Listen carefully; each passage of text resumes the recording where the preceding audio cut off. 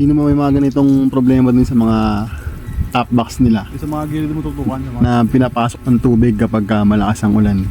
So itong sa akin, twice na nangyari.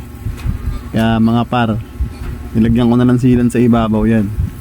Kaya ngayon, water test natin mga par, kung papasokin pa ng tubig o hindi na.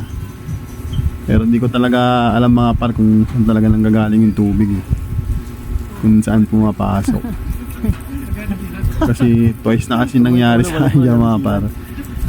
Pagka out ko sa trabaho, pagbukas ko mga par, yung helmet ko, yung medyo lumalangoy na yung basa na yung Pagtulo pa rin, halos palitadaan na natin. kulang ng 1/4 oras mga ganun karaming tubig.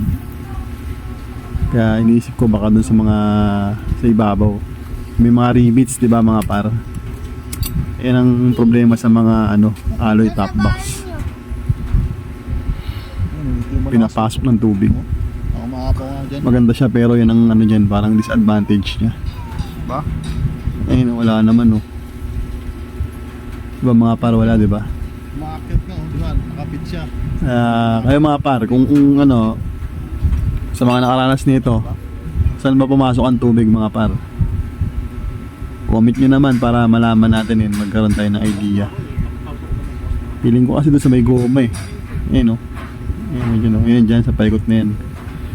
Ayun Talaga yun. plano ko tanggalin ko yung goma na yun Feeling ko lang dyan mga par pero di rin ako sigurado Yan yung part na yan mga par. Yan parang dyan umaawas Wala naman dito pero di lang tayo sigurado dyan mga par kung dyan talaga. Kasi dun sa mga iba namang may mga rivets wala naman Yun, comment nyo na lang mga par para may idea ako. Thank you mga boss.